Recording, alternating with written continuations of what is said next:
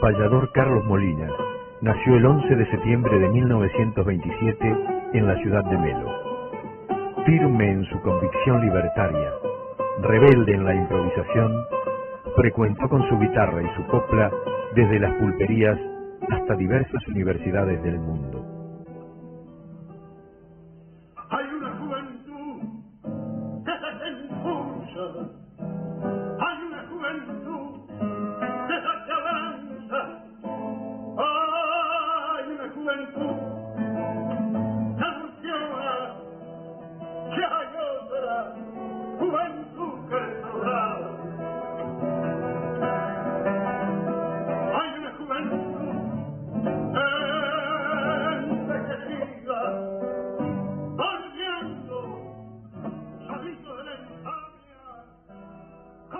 mi infancia es una infancia muy común de los muchachos de afuera, de la gente humilde, de la gente modesta, que tiene que ganarse la vida pionando en distintas cosas. Así lo hice yo. He trabajado en varias cosas. Anecdóticamente le puedo decir que hasta variador de caballo fui, y tenía eso siempre del payador. No sé de dónde me llegaba, porque no sé cómo llegó la palabra payador a mi conocimiento. Lo cierto es que yo decía que quería ser payador. Recuerdo que estando trabajando afuera, en un lugar, era muchachito, hacía esas cosas de arrear los animales, y de repente le cantaba a los árboles, le cantaba a los pájaros, a los caballos, hasta que un día, porque eso sí me atrajo mucho el camino, le podría decir, y esto no es una desaprensión que hubiera por parte de mis padres, pero yo quería salir. Y ya le digo, los pobres por las mismas poquísimas posibilidades que tenemos para subsistir, entre comillas, somos más independientes. Es decir, tenemos que salir temprano a ganarnos la vida y prematuramente nos hacemos hombres.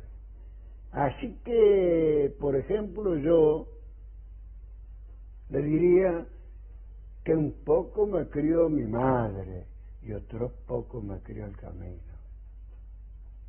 Alternado con mi guitarra, con mis coplas, porque muy jovencito ya tenía aquello de la improvisación.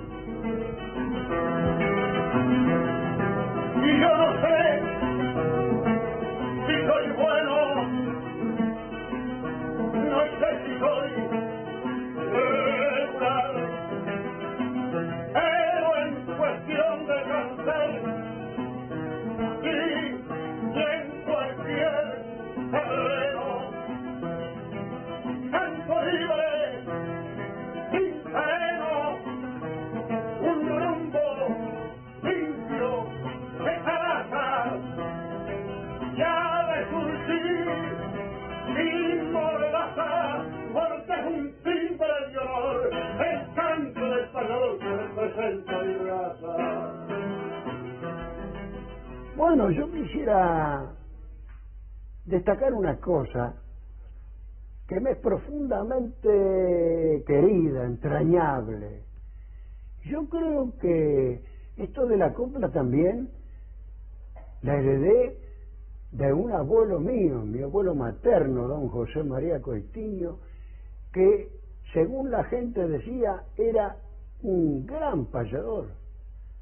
Y además, yo que no lo conocí, Tal vez me hice más duro porque nunca conocí ningún abuelo, porque dice que todos los que son criados con abuelos son muy mimosos, ¿no? Mi abuelo protagonizó un hecho inusual. Me contaba mi madre. Resulta que ella andaba noviando, una hermana de mi abuelo andaba noviando con un paisano ahí, que el galán un día se entendieron, acercó el anca del caballo a la ventana y ella se sentó en el anca y bueno, y a mi abuela, y a esa mujer que era hermana del que fue mi abuelo, los padres la borraron así, con un rencor que no admitió nunca ninguna indulgencia, ningún perdón. Y mi abuelo le escribió un verso, en nombre del amor, justificando. Entonces pienso, qué cosa linda, me llegó eso también, que me gusta cantarle al amor, que me gusta defender la libertad. Digo, todas esas cosas no vendrían de aquel viejito que cantó así, tan linda, tan humanamente, a su hermana que había seguido el camino del amor contrariando la severidad de la época. La mujer no esté ausente de estas lecciones bravías, tan llenas de rebeldía y de dignidad en la frente, que siempre diga, presente como la luz de una aurora amorosa y hacedora, y cree que estará de acuerdo, que bien nos cabe un recuerdo para la vieja Melchora. Hasta que hablando del tiempo, digamos, me hice profesional. He mantenido una familia, como he podido, le he dado cierto nivel de educación a mi hijo, a mi nieto, pero nosotros nunca cantamos con la ambición de irrumpir en una especie de estrellato. Nosotros queríamos cantar y escribir e improvisar para denunciar cosas. Yo no me acuerdo, y es cosa rara, y lo digo con profunda sinceridad, no me acuerdo desde muchacho de haber escrito versos de amor. Todos los primeros versos que escribí eran versos, como dicen ahora, versos de protesta. Después por ahí seguro, me fui haciendo más mocito y fui sintiendo también todas esas cosas, esos sentimientos que no me son extraños. Pero quiero decir que el amor que me absorbía a mí y lo que tenía fijo en la cabeza y en el corazón era cantar cosas que hicieran pensar a la gente.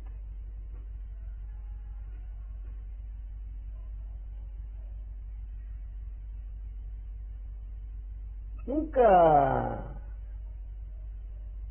pensé que yo fui un payador o que soy un payador sobresaliente. A veces me han hecho elogios un poco desmedidos, ¿no? Yo pienso que los payadores tenemos mucho por hacer todavía, porque es un canto que no se termina nunca. Al payador lo han estado matando y enterrando muchas veces y siempre vuelve a resurgir, porque en alguna medida el payador es poeta. Sea bueno, sea malo, con todas las limitaciones que se le pueda achacar y que son reales también, el payador es un poeta. El payador es un poeta acuciado por la urgencia, porque cuando se improvisa no se puede borrar.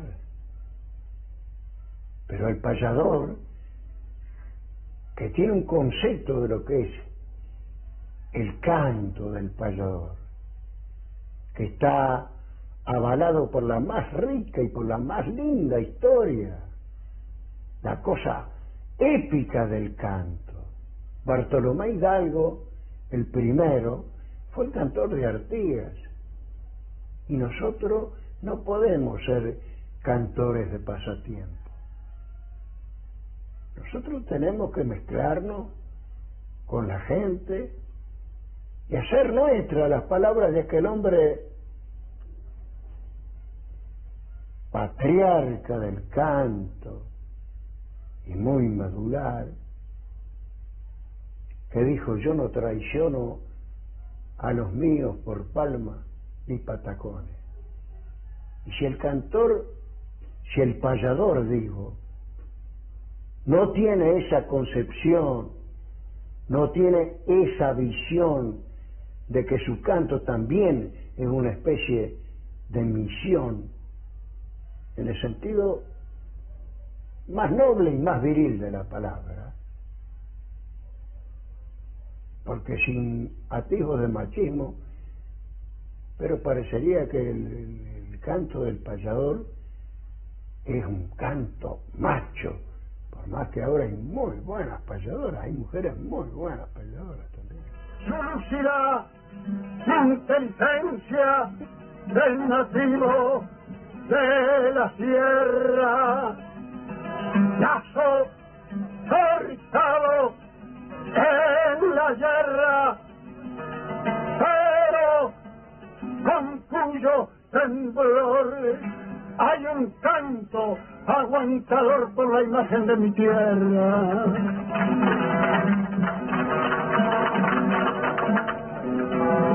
Un tremendo pasador que nunca caía en el fango y en el misterio de un tango se lo llevó con calor y se llevó ese fervor que digo el canto sutil con la presencia febril. Hoy prometen en sus bases, lo nombrará en una calle su pueblo ferrocarril. Ahí me recordé una anécdota linda. Yo aprendí a leer antes de ir a la escuela, que fui tan poco a la escuela que cuando iba a la escuela me aplaudían. Llegó Molina ayer.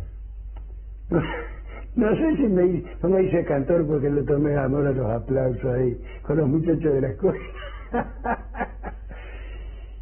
Yo sabía leer cuando entré a la escuela. Mi hermano me enseñó a leer en una chapa que traía una propaganda que decía, bueno, yo leía, garrapaticida, Cooper decía, cura la sarna, creolina la buena estrella. Ahí en esa cosita aprendí a leer con mi hermano Efraín, que para mí siempre está vivo, siempre lo llevo en mi recuerdo, como mi madre y como tantos amigos. Don Osiris Rodríguez, gran hermano, hermano del espionaje y de la plebe, ensillaste para irte noche adentro, acosado por desprecio y revés. Tal vez algún atajo del suburbio lleve tu nombre de clarividente. Así cumplen los dueños de la patria. serán siglos, será por siempre, pero vos no cantaste por la fama, echaste raíz en el alma de tu gente y te has quedado como el horcón del medio que ni las pamperadas lo conmueven. Se jubilan cayendo los ministros de sermones inflados como sus vientres, chumbales del malevo que se jubilan asustados, campo arriba como liebres, los indios de alpargata y de golilla, los de pata cuarteada y puño fuerte, te llevarán en la ternura recia y en la memoria te quedó por siempre.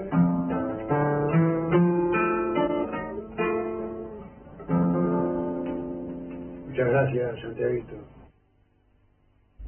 Bueno, ese espíritu contestatario, ese canto protestador con un asomo de canto matrero,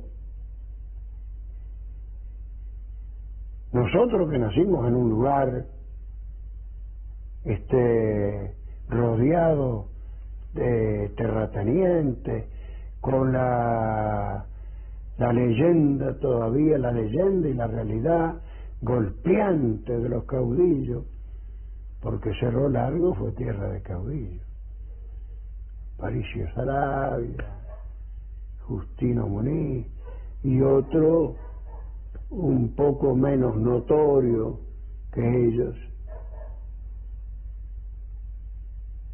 Pero aquí está la cosa, la verdad del asunto es esta. Yo posiblemente ya tenía eso de cantor contestatario, como suelen decir ahora, porque había palpado la realidad de mi gente. La realidad de lo que me circundaba a mí era mi propia realidad, era la realidad de mis padres, la gente explotada, trabajando siempre, y esto sin ningún melodrama, porque yo no voy a decir que los pobres somos los mejores del mundo. Lo que pasa es que los pobres tenemos una moral más limpia a favor de nosotros por el hecho de que nunca explotamos a nadie. El pobre ha sido sistemáticamente un explotado, y a veces era el que sudaba más, pero era el que ayunaba más también. Y ese es el origen de mi canto rebelde. Y los héroes nacionales de aquí y de distintas partes, que un idealismo comparte, son también continentales, porque no son desiguales, son parejitas, espigas, lidiaron contra la intriga, fuerte como el Caracú, el gran Tupac Amaru y José Gervasio Artigas. Llego a Montevideo en el año 1942, muchachón. Justamente me trajo una estanciera, habíamos estado cantando en unas carreras que eran los escenarios nuestros, carreras y las fiestas criollas. Tenía un estanciero que se llamaba Anselmo Blanco. Y bueno, me trajeron, digamos entre comillas, a triunfar a Montevideo, ¿no? Ya anduve por ahí,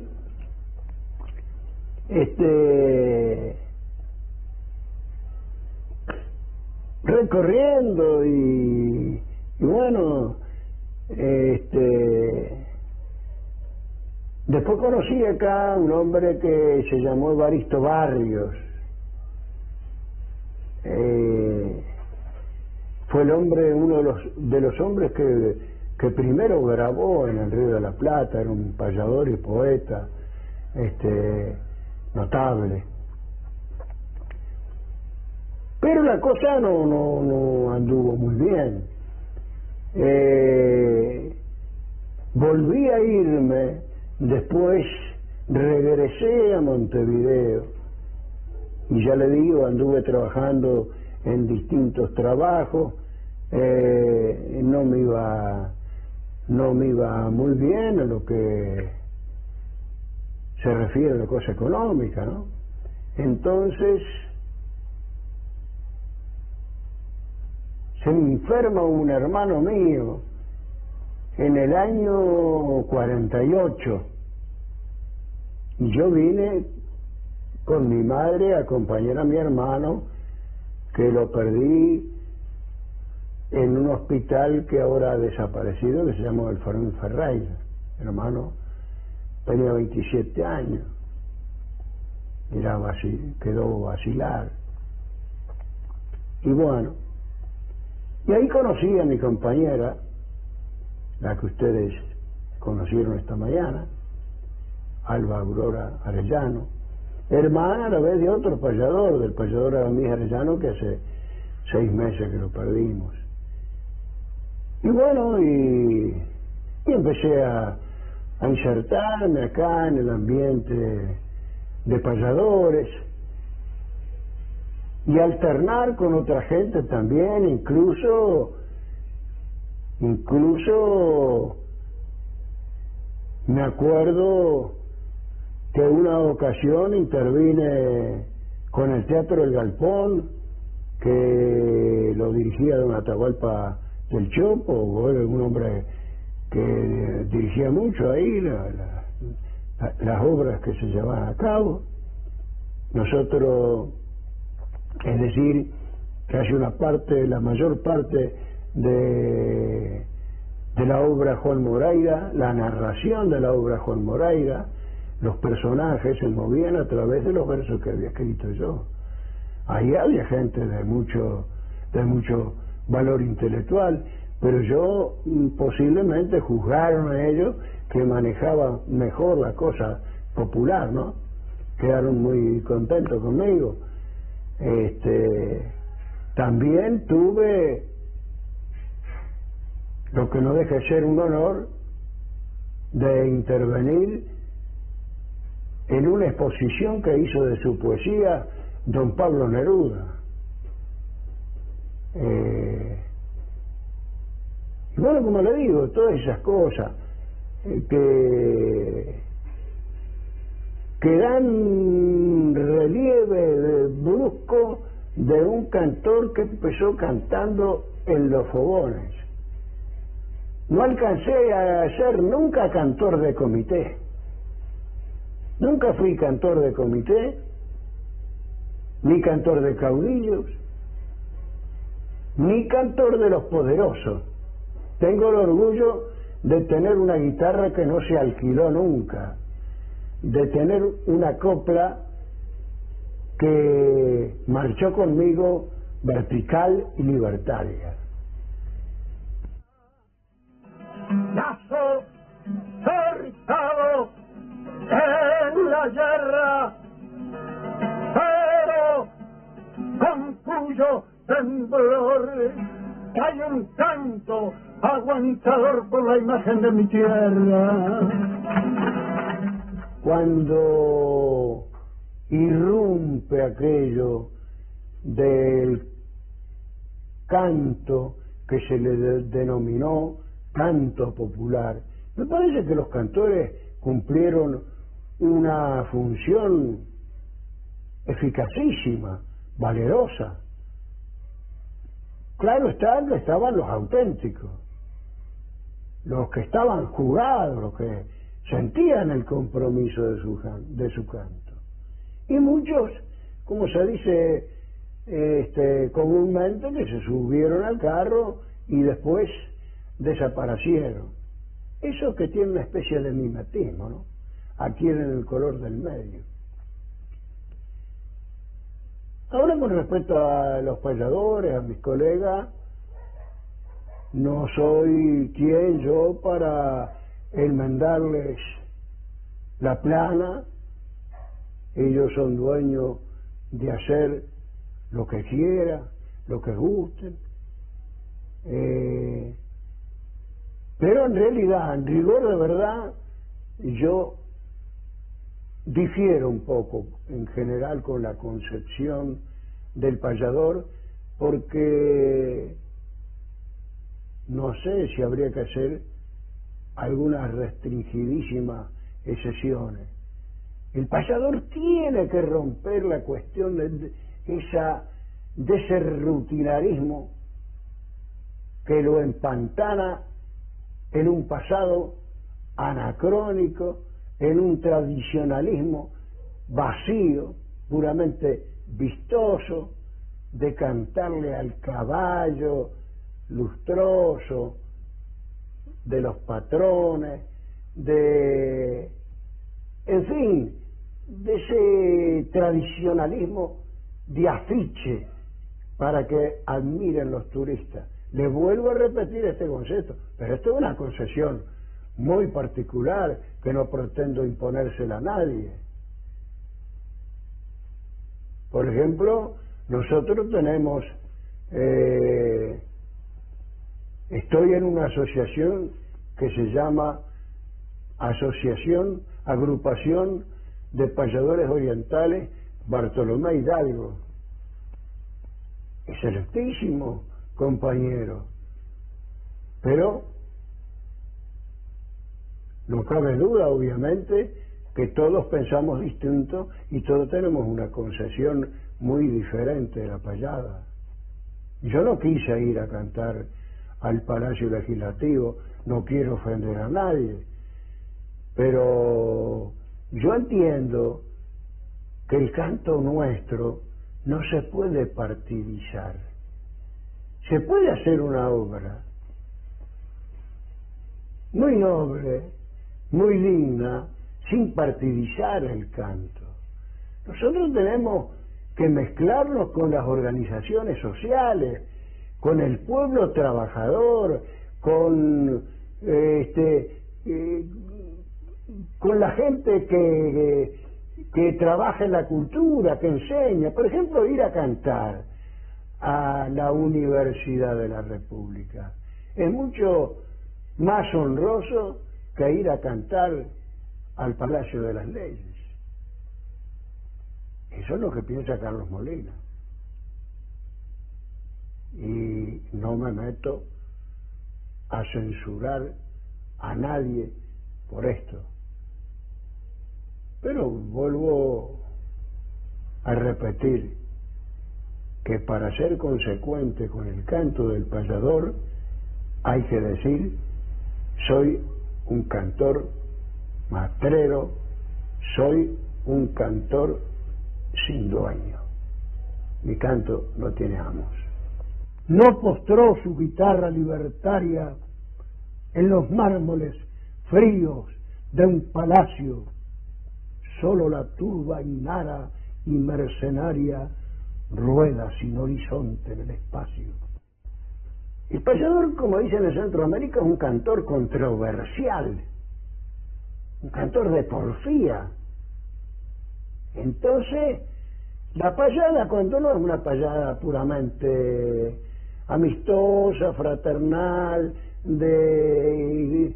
que se lucha por quien hace el verso con más justeza, con más conceptualidad, pero la payada es una discusión, es poner a pelear las ideas. Yo he sido un poco peleador en las payadas de contrapunto, pero le digo más, y tal vez lo digo con pudor porque van a decir: no, pero esto se rodea de las virtudes más lindas, rodea el payador de él. No, yo no atacaba, pero cuando me atacaban, en el contraataque era feroz. Defendía así en profundidad lo que pensaba y lo que sentía. Estoy hablando de tiempo pasado y sin embargo sigo apoyando. Luego hay una cosa que me llama poderosamente la atención. Hay muchos intelectuales que ignoran el quehacer del payador. Parece que tuvieran un poco, lo miran al sesgo. Yo diría, con esta palabra peyorativa, gruesa, cajetilla en el mal sentido de la palabra, porque es casi un pinino de desnacionalización ignorar las cosas de nuestra tierra, ignorar de dónde nos viene ese canto de la libertad, porque el payador es eso, un cantor de la libertad. Y además otra cosa, ¿quién puede ignorar los cielitos de Bartolomé Hidalgo? ¿Quién puede ignorar un poema que es esencialmente payadoresco como es el Martín Fierro? Por ejemplo, Rubén Darío improvisaba, José Hernández improvisaba, Leopoldo Lugones improvisaba. Bueno, ahora se dice que había muchos paisanos de esos que anduvieron sacudiéndose el poncho en los entreveros, también improvisaban. Dicen que Aparicio Saravia improvisaba también en el vivac montonero. Los tiempos que eran blancos y colorados, que estaba bien delimitada la cosa, ¿no? Y el payador es eso, el canto de contrapunto. Y yo qué sé, hay payadores de distinta índole, payadores que le cantan puramente al amor, hay payadores que sudan para ver si consiguen una metáfora, y hay payadores que se interesan por saber qué pasa con la lucha del pueblo, cómo vive el pueblo, cómo queda una familia cuando cae un obrero de un andamio, que aquí se ha repetido tantas veces. Esas cosas tiene que hacerlas suya el payador. Eso es lo que le va a asegurar perdurabilidad al payador y le va a dar sustancia verdadera. Ese compromiso con los trabajadores, con los sectores populares cada vez más empobrecidos, marcan su pensamiento político y su protesta. Mi formación ideológica no es muy compleja, que digamos. Yo anteriormente creo haber dicho que el entorno, que la realidad que me circundaba me dio elementos para tomar posición con el alma, digamos, para pensar con el corazón. Yo no sabía quién era Bakunin o quién era Carlos Marx, pero sabía que había un pueblo profundamente explotado, profundamente escarnecido. Y mire usted, es algo un poco prosaico, y no quisiera tener un mal recuerdo de esta experiencia, pero yo creo que me sirvió para pegar un salto, digamos, cualitativo en el sentido ideológico. Una vez yo me le presenté a un hombre que se llamaba Sabiniano Pérez, el Nano Pérez, que era un político populista que le daba ladrillos y madera a todo el mundo, incluso a gente muy bien acomodada. Y le fui a pedir un corte de rancho, y no sé por qué, tal vez la culpa fue mía, no fui lo suficientemente elocuente. Lo cierto fue que no me dio el corte de rancho, ese que yo le pedía, porque el ranchito de nosotros estaba muy pobrecito, muy endeble. Entonces de allí salí pensando, estos no son los míos. Entonces hice un paréntesis, un impas, esperar a ver si podía encontrar una luz en mi sendero.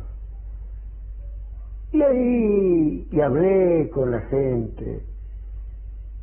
Mi maestro primeramente ha sido el camino, la gente de mi tierra, los paisanos analfabetos y sabios, y después también gente de mucho valor, como aquel escritor que estuvo afincado acá por un tiempo, que se llamó Rafael Barret. Y ahí fui a parar una vez acá en Montevideo, en el Ateneo del Cerro, donde lo conocí a Citarrosa, que entonces tenía aficiones a hombre anarquista. Nos hicimos muy amigos con Citarrosa. Yo incluso le escribí un verso. Digo, si bifurcamos caminos, tampoco nos separamos. Él cantaba por el pueblo y yo cantaba también por lo mismo. Porque una cosa, y perdonen la digresión, una cosa que tengo clara es que no nos podemos encerrar en una capillita, hacer cosas de setarismo, pretender que somos monopolistas de toda la verdad. La verdad es socializada entre la gente que siente, que sufre y que quiere revertir una situación que significa una flagrante injusticia, principalmente para la gente más desguarnecida, ¿no?, más desprotegida. Eso quería destacar. El Ateneo Libre del Cerro contó siempre con su guitarra. Ubicado en la calle Francia, casi Portugal, el Ateneo surgió en 1952, en el marco de los conflictos frigoríficos, por iniciativa del anarquista Rubén Marcos. Desde allí se desarrolló una intensa labor política y cultural. Nucleó a destacadas figuras del anarcosindicalismo, como Gerardo Gatti, dirigente gráfico, y León Duarte, dirigente de FUNSA, impulsores de la tendencia combativa que caracterizó las luchas obrero-estudiantiles de esas décadas, hoy desaparecidos. Hay una juventud que se impulsa, hay una juventud que se avanza, hay una juventud. Y vuelvo al Ateneo del Cerro. Ahí conocí a Gerardo Gatti, que lo recuerdo con mucho cariño. Conocí a los Mechosos, conocí también a María Elena Quintero, y ahí, repito, conocí a Citarrosa, y bueno, conocí a tantos amigos que los llevo en el corazón. Al Loco Duarte lo conocí en FUNSA, al Perro Pérez, toda esa gente con su lucha, con su firmeza, también me nutrieron. Es lindo, porque nosotros, yo creo que aprendemos de todo. El autodidacta tiene en su contra que no tiene una formación orgánica, disciplinada, pero tiene en su favor una cosa que no es la cultura puramente libresca, sino una cultura que se mama en la vida y no en las bibliotecas solamente. Y ternura, vieja época, arquitectura, pasa volando la sombra, no se pone ni al fondo de ninguna dictadura. Bueno,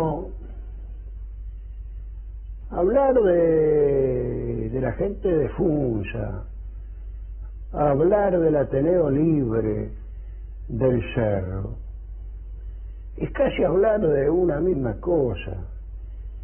Nosotros con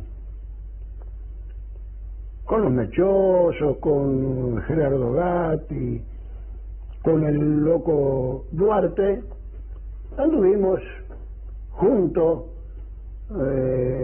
profundamente, sintiendo lo mismo, y algunas veces, yo no tanto, porque lo mío no ha tenido nada más que la significación de haber sido un cantor al servicio de las ideas, y los compañeros siempre consideraron que aquí, en este país, el cantor que ha tenido el anarquismo se llama Carlos Molina.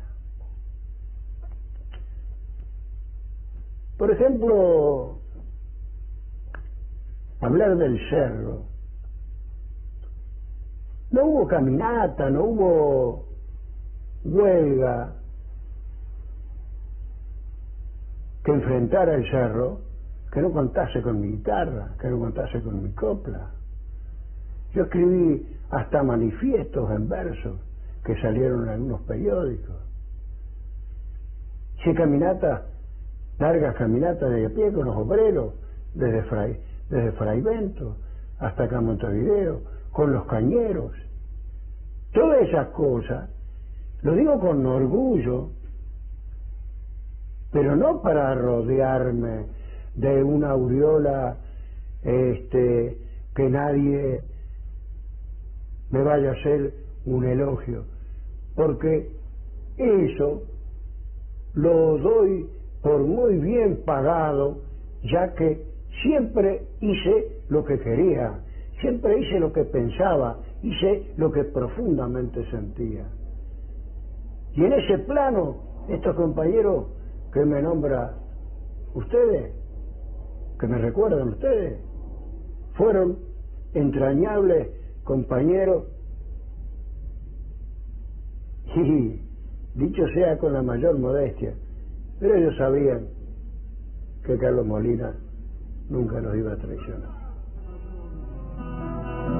Luego Pablo Neruda en la cancha Peñarol, militanos por la copla inmortal del payador. Sí, la historia de la payada ha tenido individuos curiosísimos, cantores muy inteligentes, algunos que posiblemente estaban así sin desbastar, en bruto, porque yo no quiero decir con esto que nos intelectualizamos ni que recaudamos, digamos, que tengamos un caudal de cultura que nos haga más elevado que los demás payadores, pero ha habido payadores, como les digo, muy inteligentes, que sin haber leído nunca nada, hacían versos muy sentidos, muy importantes. Por ejemplo, acá un muchacho que pobrecito se malogró por la bebida, que fue Juan Carlos Barriento, el Pampa Barriento. Rescato ese nombre, uno de los hombres jóvenes malogrados prematuramente, digamos. Y sé que existió un hombre también a quien yo admiro por esa garra, por esa jerarquía que tenía de cantar, que se llamaba Braulio Césaro.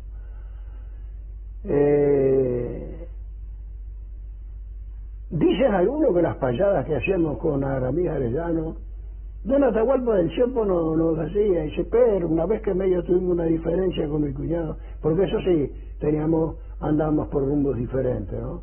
Pero era un payador de mucha garra, de mucho empuje, Don Aramís Arellano. Pero quiero recordar aquí un payador con mayúscula, un hombre que quise mucho, que quiero mucho porque vive, está con una ponchada de años, incluso está ciego, el indio naborí, Jesús Horta, un cubano, porque en Cuba hay legiones de payadores, pero claro, payador como el indio naborí hay muy pocos. Yo lo conocí una vez en Europa y me dijeron los cubanos, dice, sí, nosotros tenemos payadores también, acá viene un payador cubano. Y aquel hombre me dijo una cuarteta y yo pensé, suspicacias paisanos, y ya está hecha ya. Entonces le contesté con una décima, y él me contestó con una décima. Pero la verdad que cada décima que hacía el indio naborí era mejor la segunda que la primera, y la tercera mejor que la segunda. Lo recuerdo con mucho cariño al indio naborí, un inmenso poeta y payador. Don Aramís Arellano, anduvimos tantos años por los caminos huraños, por polvadera del llano. Siento cálida su mano, pues no lo imagino inerte. Era vigoroso y fuerte y tenía el alma aguerrida, arquetipo de la vida que no lo vence la muerte. Bueno, entre tantas anécdotas que a uno a veces se les va borrando o no las recuerda en el momento, pero una bastante significativa, no por mí que digamos que esto se refiere obviamente a mí, ¿no? Fue una ocasión que estuve en un festival muy grande que se hace en el sur, en Argentina, en General Dorrego, que justamente son los pagos de Luis Acosta García. Esto fue por allá por el año 1967. Fue en ese año que mataron en Bolivia al Che Guevara, que lo asesinaron en Bolivia. Bueno, mi corazón estaba bastante lastimado por eso, ¿no? Entonces, yo estaba improvisando con otro payador y saqué el tema. Y me atropellaron ahí la policía. Y yo, como dijo el paisano, había entrado al baile, digo, bueno, ahora amanezco bailando nomás. Seguí cantando. Lo lamentable es que el compañero mío, compañero ocasional del payador, un payador argentino, ya fallecido, y se apartó y puso la guitarrita ahí sobre los pies y me dejó solito. Lo cierto es que me llevaron, me detuvieron y me llevaron a Bahía Blanca. Pero previamente a llevarme a Bahía Blanca, en el tren, me llevaron a la estación, me dieron una vuelta por entre unos montes ahí, en una camioneta. Yo decía, pero, todo estúpido, me darán una paliza, o de repente serán tan estúpidos que me da por boletearme, igual, hablando vulgarmente, ¿no? Y había un policía que me custodiaba a mí y me decía, después le digo cómo es el fato. Y seguramente que no me decía yo entendí que me decía como para que yo estuviera tranquilo, pero a mí me ponía un poco más nervioso, porque yo sí, fico, ¿qué fato va a haber? Más que me lleven preso, no puede haber otra cosa, otra realidad. Y cuando subimos al tren, porque me habían puesto las esposas, me dijo, mire compañero, dice, yo le voy a sacar las esposas. Pero anteriormente a esto me dijo, estos son unos cretinos, estos fueron los que mataron al pobrecito Luis Acosta García, porque Luis Acosta García fue un payador muy perseguido, muy apaleado, murió muy joven. Entonces me dijo, yo le voy a sacar las esposas, compañero, pero cuando lleguemos allá se las tengo que poner. Digo, no, hermano, pero no se comprometa usted. No, ¿sabe lo que pasa? Que yo no soy para esto, yo soy de la libertad, pero tengo 9 hijos. Esta es primera vez que cuento esa anécdota, nunca la conté. Y cuando llegamos a Bahía Blanca, yo le dije así, meta los artefactos, compañero. No me quiso esposar y me llevó a la comisaría y lo tuvieron. Parece que le pasaron un reto al hombre, qué sé yo. Y esa es una anécdota linda que me sirve para comprender que en el lugar menos propicio o más inhóspito para eso, siempre florece la planta humana de manera positiva. Todavía sigue encendido el milagro del fogón y parece un corazón que no apagó su latido. Y en esa ocasión, de esto que les contaba de Dorrego, que me detuvieron, me llevaron hacia Bahía Blanca. Luego, mire usted, un poeta muy prestigioso, muy conocido, escribió un poema y lo empezaba hablando, aludiendo a ese hecho. Ese poeta fue don Juan Gelman, que lo conocí en el diario La Opinión, y bueno, me une un recuerdo muy lindo, muy entrañable con este hombre, don Juan Gelman. Como me une el recuerdo con los compañeros del canto popular que han sido conmigo en momentos que yo necesité del aliento y en todo sentido. Ellos se reunieron, me hicieron un gran festival, el Flaco Citarrosa, un amigo que yo quería, y un amigo que quiero entrañablemente es a Daniel Viglietti, no solamente por sus innegables valores artísticos, sino por sus valores humanos. Y en fin, Yamandú Palacio, el Zabalero, don Aníbal Zampayo, Washington Carrasco y su compañera.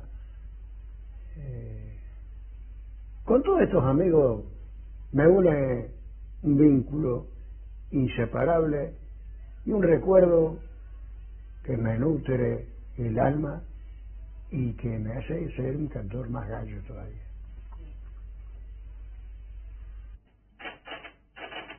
Son nuestros compatriotas. Andan a tientas por un mundo sombrío, laberíntico, sin un nombre siquiera, ni una tumba, porque ellos son los desaparecidos. Yo referido a mí, casi que rehuyo un poco a hablar, y no, sin embargo no dejo de querer hablar de ese tiempo, porque nuestro pueblo fue sometido a esa racha de sufrimiento, de tortura, de oscurantismo. Pero a mí, en el tiempo de la dictadura, lo que hice fue andar esquivando y siendo vericueto, porque en Argentina también estaba prohibido por eso. Entonces tenía que cantar escondido. Llegaba a un lugar y dice, acá no puede cantar Carlos Molina, me iba para otro pueblo, y ahí me pasaba más o menos lo mismo. Pero ya le digo, no quiero con esto hablar de algo que me ponga a mí en protagonista, porque siento el respeto de la gente que sufrió mucho, de la gente que ha desaparecido, de los niños que se robaron. Para mí fue una época de oscurantismo, fue una época que le cayó una desgracia a nuestro país, fue una época donde pretendieron borrar la imagen luminosa de aquel hombre que todavía no lo hemos reivindicado plenamente, que dicho sea sin patrioterismo, se llamó don José Gervasio Ortega.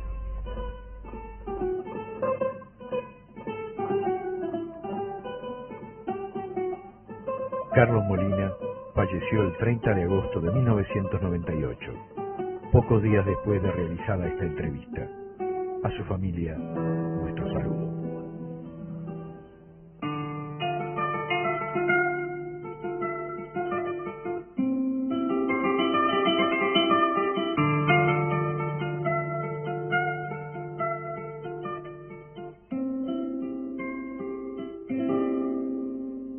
¿Dónde estarán los zapatos aquellos que tuve y anduve con ellos?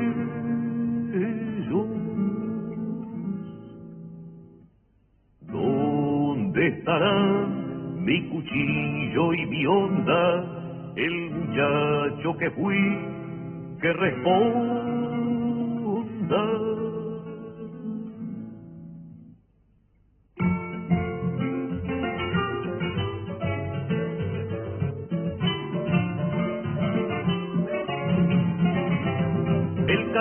Del olvido, tal vez si yo le pido recuerdos de